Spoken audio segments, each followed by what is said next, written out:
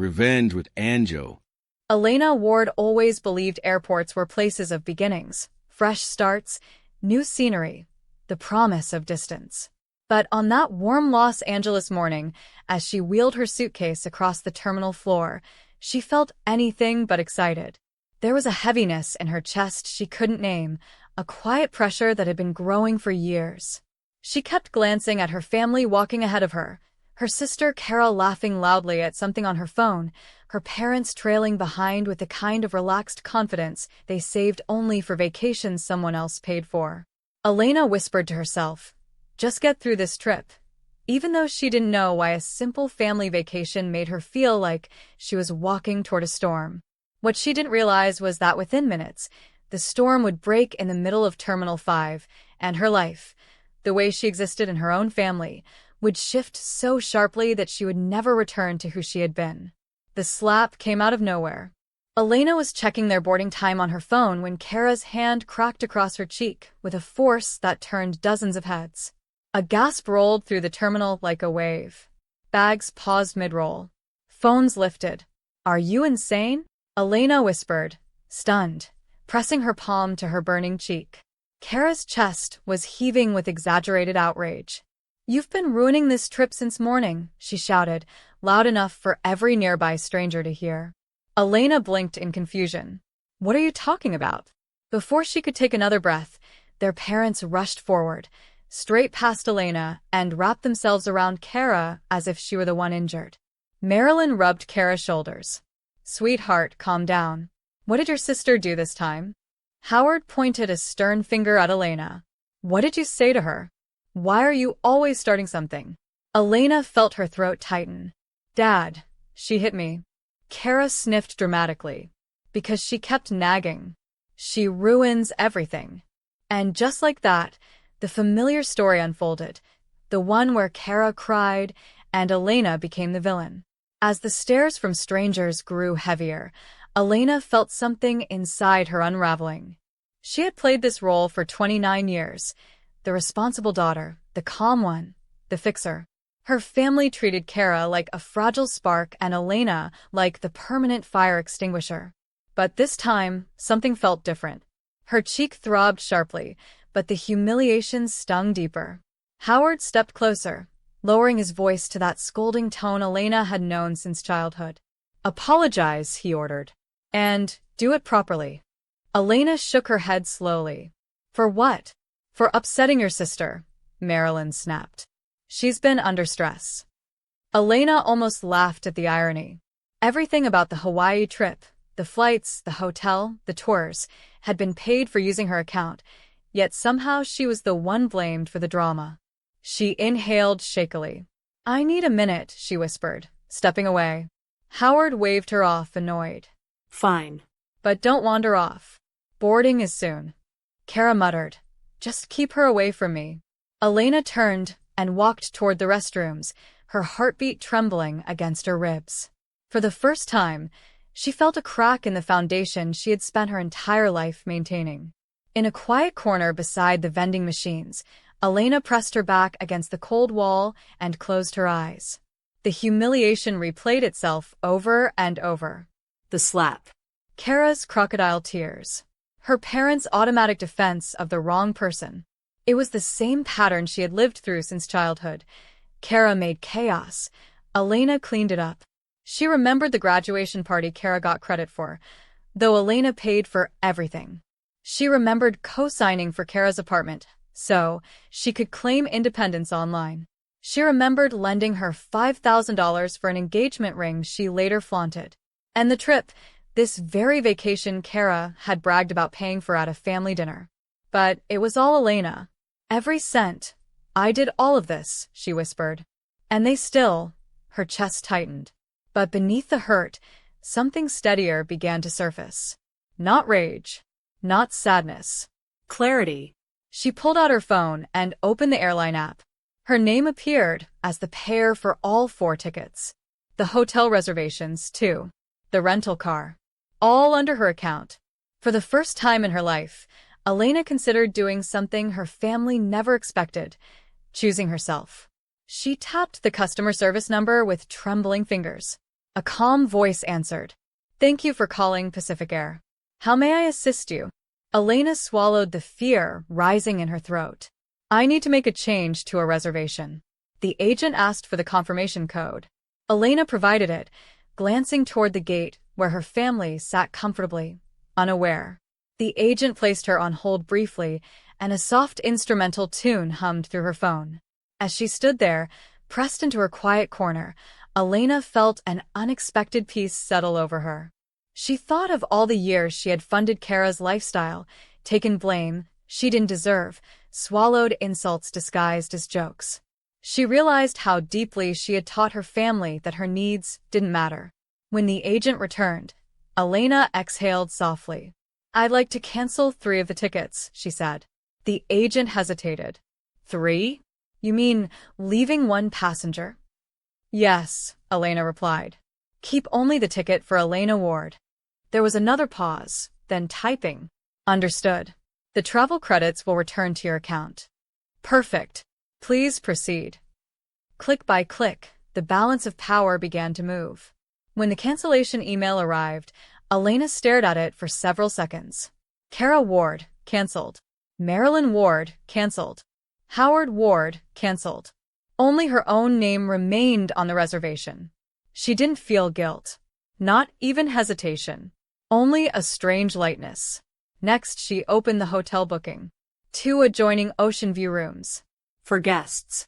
Again, under her name. She called. Hi, I need to reduce my reservation to 1 room for 1 guest. The woman on the other end cheerfully made the change. Then came the rental car, downgrading from the SUV her father insisted on to a simple compact.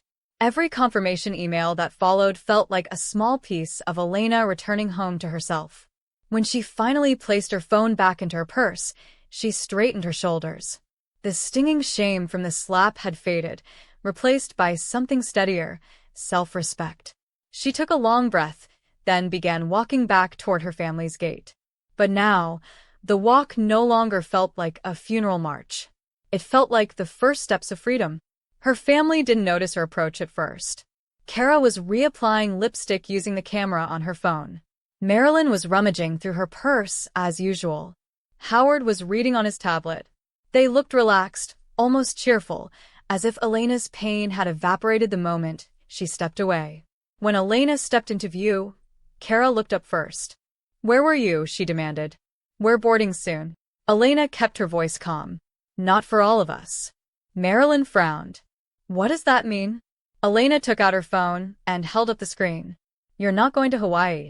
Kara snorted. Oh God, here we go. Elena, stop being dramatic. I canceled your tickets, Elena said quietly.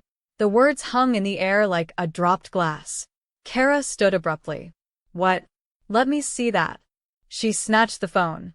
Her face twisted as she read the confirmation. No, this is… You wouldn't. I did. Howard slowly rose to his feet. Explain yourself. Elena met his stare. I paid for everything. Every reservation. Every ticket. Every room. And I canceled them. Howard's face tightened, his jaw flexing as if Elena had just committed a crime instead of reclaiming her own money. How could you do something so reckless? He demanded. Elena kept her expression steady. Reckless, she repeated softly. You watched your younger daughter hit me in a public airport, and your first reaction was to blame me. Marilyn stepped forward, her voice breaking. Sweetheart, we just wanted to avoid a scene. You know how Kara gets. Elena shook her head. Yes, I know exactly how she gets. And I know how you react every single time. Kara's voice cracked, the anger melting into desperation. Elena, please. We can fix this. Rebook it. I'll apologize, okay? I'll say sorry. You slap people, then apologize when you want something, Elena replied calmly. That's not accountability. That's manipulation. Passengers around them were pretending not to listen, but failing miserably. Elena didn't care. For once, she wasn't shrinking. She wasn't hiding. She wasn't cushioning anyone's ego. Howard pulled out his phone and dialed the airline. They listened as the agent confirmed exactly what Elena had said. 3 tickets canceled. 1 ticket remaining. Kara's voice trembled. You didn't have to do this. I did, Elena answered. For me. A silence fell so heavy it felt like it pressed on the skin. Marilyn wiped tears from her eyes. We don't have the money to buy new tickets, she whispered. We used what we had for clothes and luggage. Elena nodded gently. I know. So, you're just going to leave us here? Her mother cried. Stranded? Elena's voice softened, but the firmness remained. You weren't stranded when she hit me. You weren't stranded when you blamed me. You weren't stranded when you let me pay for a trip your daughter bragged about funding. Howard stepped closer, his eyes sharp. If you walk through that gate, you're choosing yourself over your family. Elena's response came easily. I've been choosing this family over myself for 29 years. I'm not doing it anymore. Kara grabbed her wrist, her voice cracking. Elena, please. You know I love you. You just expect me to carry the consequences of your choices, Elena said. She gently removed Kara's hand. But not today. Over the speakers, a calm voice announced, now boarding group A for Honolulu. Elena's boarding group. The group she deserved. She breathed in, squared her shoulders, and started walking. Howard stepped in front of her one last time, blocking her path. His voice dropped low and cold. If you walk away, don't expect to come back home. Elena looked at him, not the way a frightened daughter looks at a father, but the way a grown woman looks at someone who finally revealed his truth. I'm not the one leaving, she said quietly. You left a long time ago, when you decided one daughter deserved protection and the other deserved punishment. She stepped around him. He didn't reach for her. He didn't apologize. He simply let her go. The gate agent scanned her boarding pass. Have a wonderful trip, she said softly, noticing Elena's red cheek. Elena managed a small smile. Thank you. I think I will. As Elena walked down the jet bridge, the sounds of the airport softened behind her. The voices, the arguments, the tension. Inside the plane, sunlight spilled across her premium window seat. She sat down slowly, letting the calm wash over her. For the first time since childhood, she wasn't bracing herself for someone else's emotions. She wasn't calculating how to keep the peace. She was simply breathing, alive in her own life. The plane pushed back from the gate, and Elena turned her head toward the window. Through the glass, she saw everything she was leaving behind. Kara pacing back and forth in panic, Marilyn crying into her hands, Howard arguing aggressively with a gate agent as if the universe itself owed him control. They looked small from where Elena sat, no longer towering figures in her life, but people who had benefited from her silence for far too long. As the plane taxied toward the runway, Elena whispered, It's finally over. The engines roared softly beneath her feet, powerful and steady. When the plane lifted into the sky, Elena felt the weight she'd carried for decades begin to fall away. She leaned back and closed her eyes, letting the sun warm her face. She didn't know what would come next. She didn't know how her family would react, or whether they would change.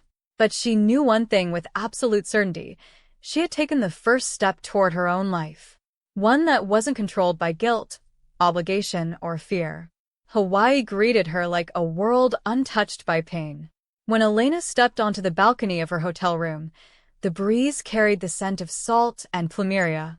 The ocean spread before her in vast blue layers that shimmered in the sun. She closed her eyes, letting the wind brush the same cheek Kara had slapped. It felt cool now, healed by distance.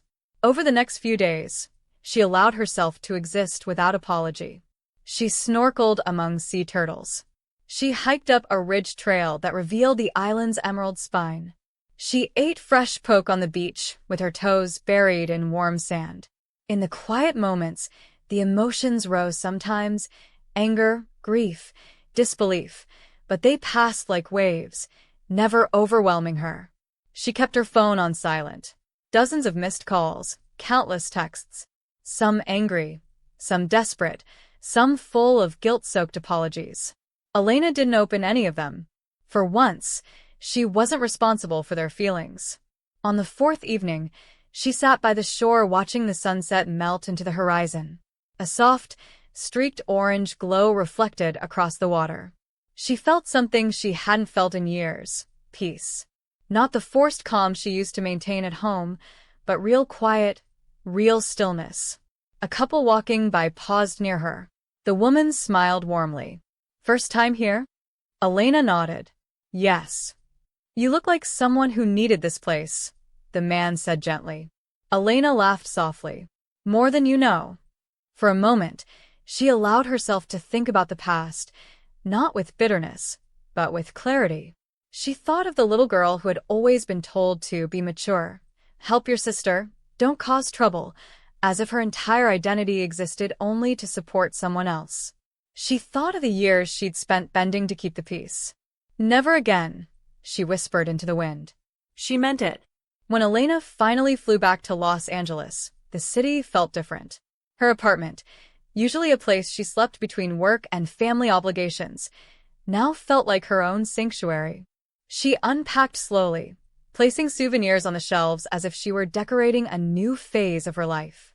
That evening, she found a thick envelope in her mail. The handwriting belonged to her mother. Elena set it on the table, hesitating. Part of her wanted to throw it away.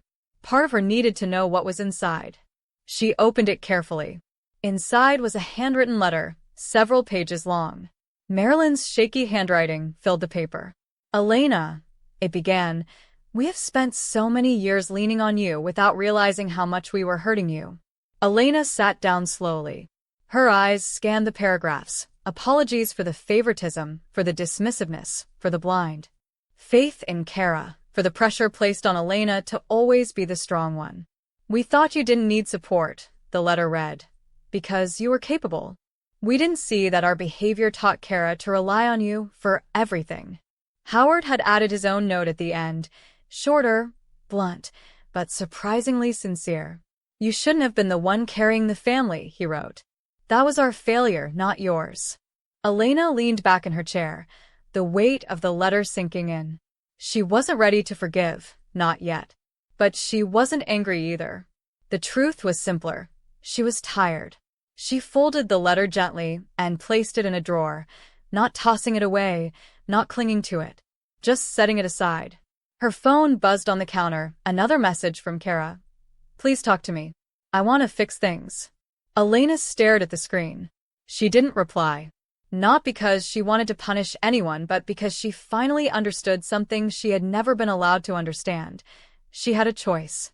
She could choose who to let close. She could choose when. She could choose how.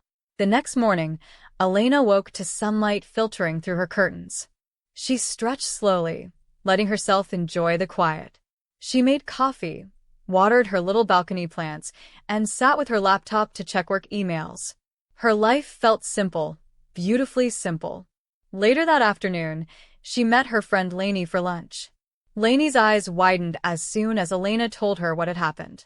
"You canceled the whole trip?" Lainey gasped. "Elena, that's iconic."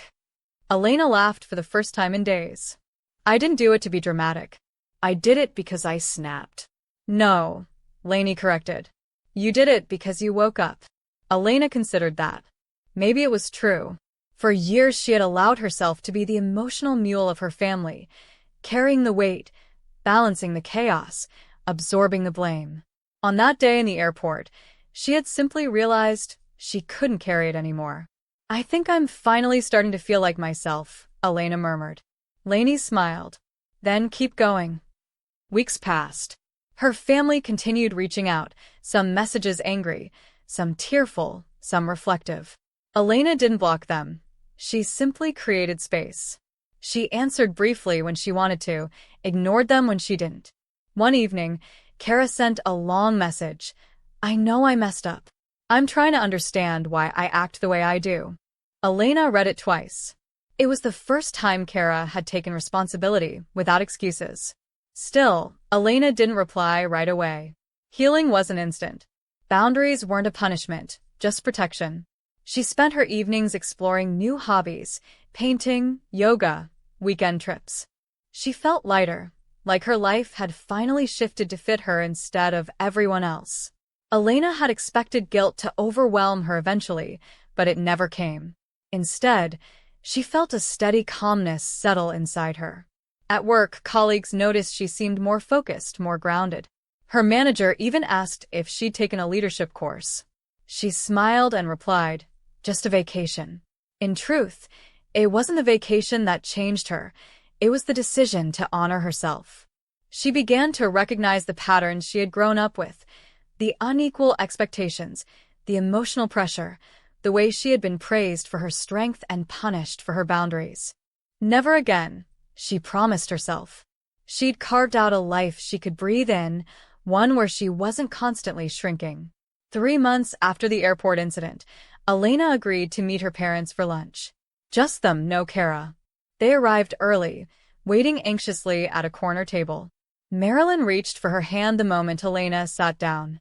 "Thank you for coming," she whispered. Howard looked uncomfortable but earnest. "We want to understand," he said quietly. "Not defend ourselves. Understand." Elena nodded. "That's the only reason I came." They talked, slowly, honestly, painfully. They admitted to enabling Kara, to misjudging Elena's silence as strength rather than suppressed hurt. Marilyn cried more than once. Howard apologized again, awkwardly but sincerely. By the end of the lunch, Elena didn't offer forgiveness. But she offered something better, the willingness to try rebuilding. Later that evening, Elena called Kara for the first time since the airport. Kara answered on the first ring. "Elena?" Her voice trembled. Are you talking to me again?" Elena breathed in. "I'm talking," she said gently. "But things won't go back to how they were." Kara swallowed. "I know.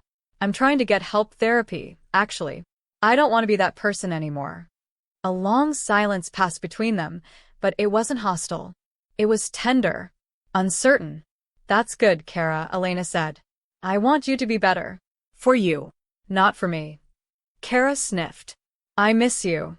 Elena's eyes softened. "I'm still here, but there will be boundaries now." Kara didn't argue. "Okay," she whispered. "I understand." Months later, Elena found herself standing on a beach during a solo weekend getaway. This time, not running from anything, not healing from anything, just enjoying life on her own terms. The sky was clear, the water calm, and her heart peaceful. As she watched the waves break gently along the shore, she realized she had spent her entire life trying to earn love by shrinking herself, by giving more than she had, by sacrificing until there was nothing left. But now, she finally understood something profound. Real love doesn't require self-erasure. Real love doesn't demand silence. Real love doesn't bruise you, physically or emotionally. Elena picked up her phone and posted a simple message to her social page. "Choosing yourself isn't selfish. It's survival." The comments began to pour in instantly, people sharing their own family stories, their own breaking points, their own awakenings.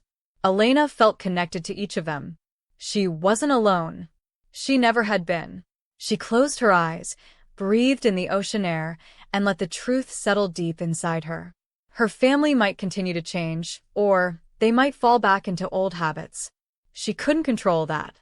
What she could control was herself, her choices, her boundaries, her peace. And for the first time in her life, that was enough. Tears pricked her eyes, but not from sadness. From relief. From freedom. From finally stepping into the life that belonged to her. She walked forward, letting the waves kiss her feet, unburdened, unbroken, and undeniably free.